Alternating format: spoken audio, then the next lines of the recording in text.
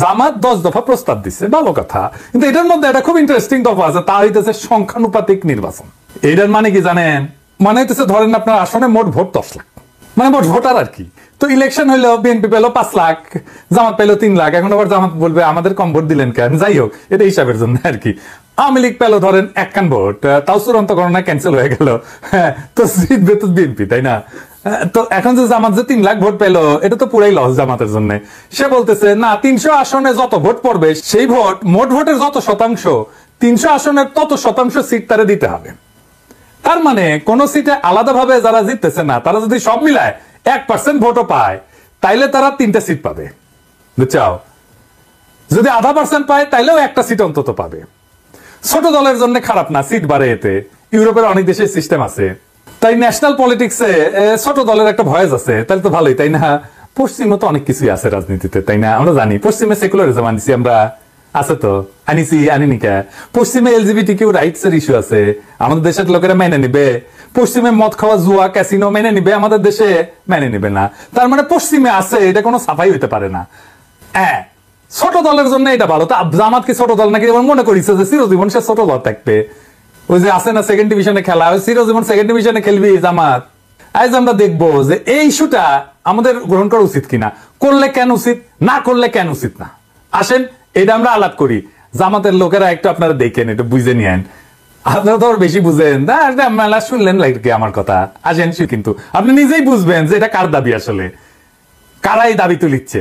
প্রথম দাবি তুলিছ কে জানেন? জানেন না? এই 1994 সালে দাবি তুলেছিল সিপিবি, বুঝছাও? তারপরে দাবি তুলিছে কে? জাতীয় পার্টির জিএম কাদের, বুঝছাও? 2 মাল লাইনে এসে গেল, বুঝছাও? আপনাদের মনে আছে না, জিএম কাদের নির্বাচনের আগে ইন্ডিয়া গিয়ে বার্তা নিয়ে আসছিল, আবার কইছিল কোয়া যাবে না, কি কয়ে দিছে ইন্ডিয়া। তারপরে কইছে কে? চরমোনাই। আপনাকে একটা প্যাটার্ন দেখতে পাচ্ছেন, জামাতের ভাইরা প্যাটার্ন দেখতে পান যে 3টা দল, আমি কইবার চাইতেছিলাম না, তাও কয়া দিই আর কি। এটা মানুষে মনে করে, আমি কিন্তু কই নাই কিছু, বুঝছাও? 3টা দল ইন্ডিয়ার খুব ঘনিষ্ঠ বলে কথিত আছে। চরমোনাইয়ের ভাইরা মাইন্ড করেন না, এটা আপনাদের সম্পর্কে পারসেপশন। আমি কইছি জন্য তা কিন্তু না, এটা আপনাদের সম্পর্কে সমাজে পারসেপশন নিয়ে কি করবেন এটা আপনারা বুঝে নেন। কিন্তু আপনাদের সম্পর্কে সমাজে এই কথা চালু আছে, কিন্তু আপনারা যদি মনে করেন যে চালু নাই, তাইলে আপনারা রাজনীতি করার জন্য সাবালক হয়ে ওঠেননি, বুঝছাও? আসলে এই সংখ্যানুপাতিক নির্বাচন, এটা হইতেছে ইন্ডিয়ান এজেন্ডা। তাহলে ইন্ডিয়া কেন এই সংখ্যানুপাতিক নির্বাচন প্রমোট করছে? এটার ইন্টারেস্টিং আলাপ। আসেন সে আলাপটা দেখি। ভারত বাংলাদেশে এখন 2টা জিনিস চায়, ও তো তালুকদারি গেছে, এখন 2টা জিনিস চায়। 1, বাংলাদেশ যেন স্থিতিশীল একটা শক্তিশালী সরকারি দল না থাকে। 2, আওয়ামী লীগ যেন বাংলাদেশের রাজনীতিতে জায়গা কইরা নেয়। এই 2টা উদ্দেশ্যে সফল করবে সংখ্যানুপাতিক নির্বাচনের ব্যবস্থা, বুঝছেন? এটা কিন্তু ভয়ানক একটা দাবি করেছে জামাত, বুঝেও নাই যে এই দাবিতে কি হয়ে যাবে। আসেন আমরা দেখি কিভাবে। আসেন প্রথম ইস্যুটা দেখি। ধরেন যে এই যে বিপ্লব হয়নি, এরকম একটা অবস্থায় নির্বাচন হইতেছে আর কি। হ্যাঁ, বিপ্লব হয়নি, এটা ধরে নেন। আর এইটা যে অবস্থা ছিল, সেই অবস্থার মধ্যে আমরা একটা নির্বাচনের মধ্যে যাইতেছি।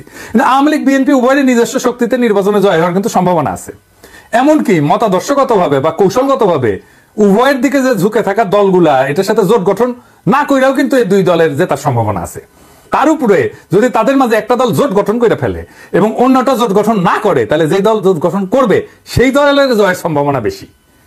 আরো স্পষ্টভাবে বলতে গেলে উদাহরণ দিই একটা, বিএনপি যদি এককভাবে নির্বাচনে প্রতিদ্বন্দ্বিতা করে, জামাতও যদি একই কাজ করে এককভাবে, অন্যদিকে আওয়ামী লীগ যদি তার ছত্রছায়ায় থাকা জাপা এবং অন্যান্য সিপিবি টিপিবি সব দলগুলোর সাথে জোট গঠন করে, তাইলে আওয়ামী লীগের নেতৃত্বাধীন জোট বিএনপিকে পরাজিত করে দেবে, সম্ভাবনা বেশি, এবং সংসদে অধিকাংশ আসন আওয়ামী লীগের জোট নেবে।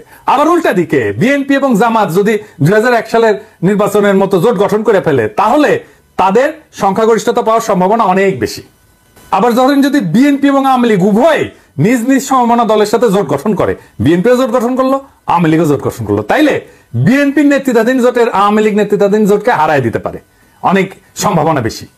কারণটা হইতেছে যে এই 2টা জোটের যদি দ্বিমুখী প্রতিদ্বন্দ্বিতা হয়, তাহলে অ্যান্টি আওয়ামী লীগ ভোট বেশি, সে অ্যান্টি আওয়ামী লীগ ভোট পুরাটাই যাবে বিএনপির জোটের কাছে। সেই জন্য বিএনপি এরকম একটা অবস্থায় সবসময় সুবিধাজনক অবস্থায় থাকে। বিএনপির সাথে যদি সমমনা দলগুলো জোট বাঁধে, তাহলে পুরা অ্যান্টি আওয়ামী লীগ ভোটটা এই বিএনপি জোটের কাছে চলে যাবে।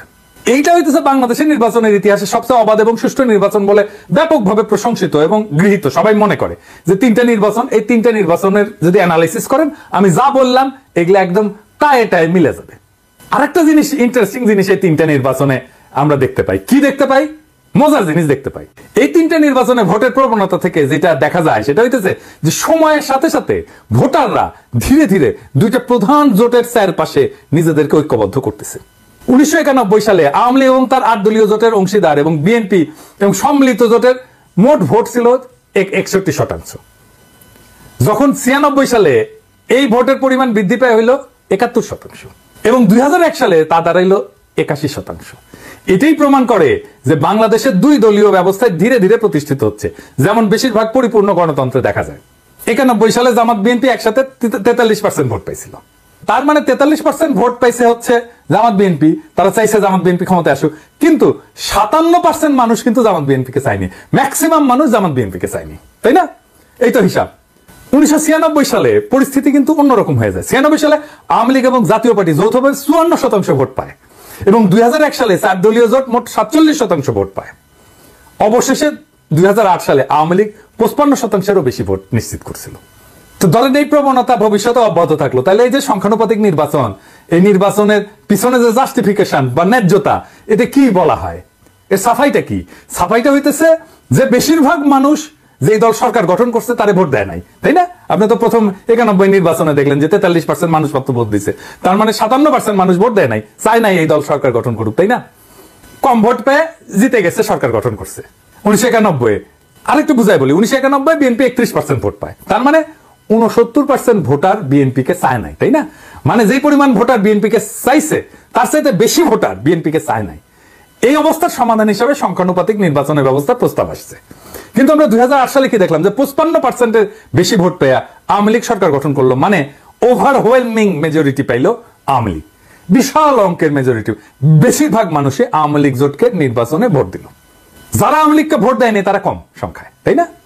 তাইলে এই প্রেক্ষাপটে সংখ্যানুপাতিক নির্বাচন নিয়ে আমার আসলে উদ্বেগটা কি, বা আমাদের সবার উদ্বেগ কি হওয়া উচিত, আসেন সেটা নিয়ে আলাপ করি। আমার মতে ধরেন পরে এখন যদি আরো 2টা ইলেকশন হয়, তাহলে সুষ্ঠু নির্বাচনের মাধ্যমে এই যে সিস্টেমটা এখন আছে, এই সিস্টেমে আওয়ামী লীগের সংখ্যাগরিষ্ঠতা অর্জন করা প্রায় অসম্ভব। তাদের কিন্তু 25%-এর মতো একটা ভোটের ব্যাংক আছে, যেটা তারা এখনো দখল করে আছে। সবচেয়ে খারাপ পরিস্থিতি বিবেচনায় 20% এবং সবচেয়ে ভালো পরিস্থিতি বিবেচনায় 30% ভোট পাইতে পারে।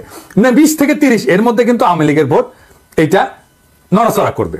আরে ভাই, 10% তো হিন্দুদের বেশিরভাগ ভোট তারা পাবে, তাই না? আমরা যাই বলি না কেন। এছাড়াও গোপালগঞ্জ, শরীয়তপুর, মাদারীপুর জেলায় যে সংসদীয় আসনগুলো আছে এগুলোতে আওয়ামী লীগ জিতে যেতে পারে। সুতরাং আগামী কয়েক মাসের মধ্যে যদি নির্বাচন হয়, আওয়ামী লীগ যদি তাতে অংশ নেয়, তাও তাদের আনুমানিক 25 থেকে 30টা আসনে জয়ের সম্ভাবনা আছে। কিন্তু যদি সংখ্যানুপাতিক হয়ে যায়, তাইলে তারা 75 থেকে 90টা আসন পেয়ে যাবে, ওই ভোট পেয়েও, 25% ভোট পেয়েও। আর যদি 18 থেকে 24 মাস পরে নির্বাচন হয়, তাহলে আওয়ামী লীগ তার দলকে পুনর্গঠন পুনর্জীবিত করে প্রায় এমনিতেই এই এখনকার সিস্টেম থাকলে 50 থেকে 60টা আসনে জয়লাভ করে যাবে। কিন্তু যদি এই সংখ্যানুপাতিক হয়, তাইলে আর যদি 30% ভোট পায়, তাহলে 90টা আসন পেয়ে যাবে, আওয়ামী লীগ লিখে রাখতে পারেন। তাহলে জামাত এটা কি প্রস্তাব দিল? আওয়ামী লীগকে কি 90টা আসন পাওয়া দেওয়ার জন্য প্রস্তাব দিল জামাত? মানে আগে যারা দিছে সিপিবি, তারপরে কাদেরের জাতীয় পার্টি, তারপরে ইসলামী শাসনতন্ত্র আন্দোলনের, এটা আমি অত সিরিয়াসলি নেই নাই। কিন্তু জামাত তো একটা বড় দল, দ্বিতীয় প্রধান দল, সেই দল যদি সংখ্যানুপাতিক নির্বাচন চায়, আওয়ামী লীগ তো তাহলে চাইবেই, জামাতও চাইছে, সিপিবি চাইছে, ইসলামী শাসনতন্ত্র আন্দোলন যাতে মেজরিটি দলই যদি চায়, তাহলে তো আওয়ামী লীগকে 90টা সিট তারা দিচ্ছে। ইন্ডিয়াও এটা চাইবে এবং ইন্ডিয়াটা দারুণ ভাবে সাপোর্ট করবে। আওয়ামী লীগ তো নিজে চাইবেই। এবার বুঝছেন তো, আগামী নির্বাচনে আওয়ামী লীগের সাথে জোট যদি না করে জাপা, তাহলে তো নিশ্চিন্ন হয়ে যাবে। সুতরাং সেই কারণেই জাতীয় পার্টিও এটারে সমর্থন করছে সংখ্যানুপাতিক নির্বাচনকে। এইবার আসেন দেখি যে কিভাবে এই সংখ্যানুপাতিক নির্বাচন ব্যবস্থা একটা দুর্বল সরকার তৈরি করে। আমাদের ঘরের কাছে একটা এক্সাম্পল আছে নেপালে। নেপালের এই সংখ্যানুপাতিক নির্বাচন ব্যবস্থা নেপালকে একেবারে ধ্বংস করে দিচ্ছে। নেপালের পলিটিক্যাল স্টেবিলিটি আসতেছে না। কিভাবে আসেন দেখি। নেপালে 2006 সালে রাজতন্ত্রের পতনের পর এই আলোচনাটা শুরু হয় এবং 1990 সালে বহুদলীয় গণতন্ত্র প্রতিষ্ঠা হইলেও নেপালে নানা ধরনের দ্বন্দ্ব হয়েছে, আমরা এটা জানি। কোন সরকারি স্থিতিশীলতা পায়নি। প্রায় প্রত্যেক বছরই প্রধানমন্ত্রী পরিবর্তন হইতে থাকে। আর এই সংখ্যানুপাতিক নির্বাচন হওয়ার পরে 9 বছরে 8 বার প্রধানমন্ত্রী বদল হয়েছে। কোন কাজ করতে পারবে 9 বছরে যদি 8 বার প্রধানমন্ত্রী বদল হয়? ফলে দেখা যাচ্ছে নেপালের রাজনীতিতে স্থিতিশীলতা ফিরে আসেনি, বরং সমস্যার সংকট আরো ঘনীভূত হয়েছে। আর কি হয় জানেন, এই সংখ্যানুপাতিক ব্যবস্থা এতই ঝুঁকিপূর্ণ যে নেপালে বিগত 2টা নির্বাচনে কোনো দলই একক সংখ্যাগরিষ্ঠতা পায়নি, আবার 3-4টা দলের মধ্যে সমঝোতা ছাড়া কোনো সরকার গঠন সম্ভব হয় না। ছোট ছোট দলগুলো কি করে, এই কোয়ালিশনের সুযোগ নিয়ে গুরুত্বপূর্ণ মন্ত্রণালয়গুলোর উপর নিয়ন্ত্রণ প্রতিষ্ঠা করে এগুলো নিয়ে নেয়। ফলে বড় দলগুলো এদের নানা যৌক্তিক অযৌক্তিক দাবি মেনে নিতে বাধ্য হয়, কারণ সরকার তো গঠন করতে হবে। গত নির্বাচনের পরে যে তৃতীয় সংখ্যাগরিষ্ঠ দলের নেতৃত্বে যে কোয়ালিশন তৈরি হয়েছিল 1.5 বছরের মাথায় ভেঙে যায়। বর্তমানে যে দলটা কোয়ালিশন আছে তারা ছিল দ্বিতীয় সংখ্যাগরিষ্ঠ দল, এবং এটা সম্পূর্ণভাবে এই দলটা অন্যান্য দলের সমর্থনের উপর নির্ভরশীল। এই অস্থিতিশীলতা চলতেই থাকবে যদি না তারা এই সংখ্যানুপাতিক নির্বাচনের এই ফাঁদ থেকে বাইরে আসে। এবং নেপালেও এটা ইন্ডিয়া করাইছে, বাংলাদেশে এই অবস্থা হবে। প্রফেসর ইউনূসের সরকার তো তখন নিজে নিজে সিদ্ধান্ত নিয়ে কাজ করে, এইটাও করতে পারবে না ওই সরকার। আর শক্তিশালী সরকার না থাকলে কি সমস্যা হয় সেটা তো প্রফেসর ইউনূসের সরকারকে দেখে বোঝা যাচ্ছে। প্রফেসর ইউনূসের সরকার যতটুকু দুর্বল তার চেয়ে দুর্বল সরকার হবে যদি সংখ্যানুপাতিক নির্বাচনের মাধ্যমে সরকার গঠিত হয় বাংলাদেশে। আরে ভাই, ইউরোপে ইনস্টিটিউট শক্তিশালী, আমাদের দেশে তো ইনস্টিটিউটই দাঁড়ায় নাই। ইনস্টিটিউট শক্তিশালী থাকলে তখন একটা সমঝোতার একটা স্পেস থাকে, যেখানে ইনস্টিটিউট শক্তিশালী থাকে না সেখানে সমঝোতা হয় না। এই নেপালের মতো অবস্থা হবে, অযৌক্তিক দাবি নিয়ে আসবে এবং সরকারি দলকে বিপদে ফেলতে থাকবে, এবং বিপদে ফেলে নানা জিনিস ব্যয় করে নেওয়ার চেষ্টা করবে সমর্থনের বদলে। তাহলে আমাদের কি করা উচিত? ফ্যাসিবাদ বিরোধী যে দল আছে এই দলগুলো যদি ধরেন আগামী 3-4 মাস 6 মাসের মধ্যে নির্বাচন করে, অবাধ এবং সুষ্ঠু নির্বাচন করে, তাহলে এই দলগুলা প্রায় 280টার মতো আসন পাবে। তো তারা কেন এই সংখ্যানুপাতিক সিস্টেমের পক্ষে দাঁড়াচ্ছে? কোনো কারণ তো নাই। আর সংখ্যানুপাতিক হইলে এরা সবাই মিলে 200টা আসন পাবে, নিজেরা 90টা আসন আওয়ামী লীগকে উপহার দিয়ে দিচ্ছে। আপনারা যদি দ্রুত নির্বাচন করেন আওয়ামী লীগের প্রত্যাবর্তন দূর হয়ে যাবে। আমি আগামী পর্বে আরেকটা আলাপ আনবো কিভাবে কারা আওয়ামী লীগের পুনর্বাসনে জ্ঞাতসারে বা অজ্ঞাতসারে ভূমিকা রাখছিল 1975-এর পরে। এই একই ভুল আবার আপনারা করতে যাচ্ছেন। আওয়ামী লীগের বিনাশ ছাড়া বাংলাদেশ মাথা তুলে দাঁড়াতে পারবে না। যারা আওয়ামী লীগকে বাঁচায় রাখতে চায় তারা আসলে বাংলাদেশকে বাঁচায় তোলার এই সম্ভাবনাকে নষ্ট করতে চায়। যেই বাংলাদেশকে ধ্বংস করে ফেলছে আওয়ামী লীগ, সেটাকে বাঁচায় তোলার যে সম্ভাবনা তৈরি হয়েছে সেটাকে ধ্বংস করতে চায় যারা এই সংখ্যানুপাতিক নির্বাচনের ভারতীয় প্রচেষ্টাকে গ্রহণ করছে। আমরা সংখ্যানুপাতিক নির্বাচনের এই ভারতীয় প্রচেষ্টাকে রুখে দেব। যারা বুঝে হোক না বুঝে হোক এই পরিকল্পনায় যুক্ত হয়েছেন আপনাদেরকে অনুরোধ করব মেহেরবানি করে এই পথ থেকে দ্রুত সরে আসেন। এইটা ভারতীয় ফাঁদ, এই ফাঁদে পা দিয়েন না। এই সংখ্যানুপাতিক নির্বাচন কইরা আওয়ামী লীগের হাতে মুফতে 90টা সিট ধরায় দিয়েন না, আওয়ামী লীগ আবার দাঁড়ায় যাবে। আপনাদেরকে ইতিহাস অভিযুক্ত করবে আপনারা আওয়ামী লীগকে আবার পুনর্বাসিত হইতে সাহায্য করছিলেন। এই ভুল আর কইরেন না।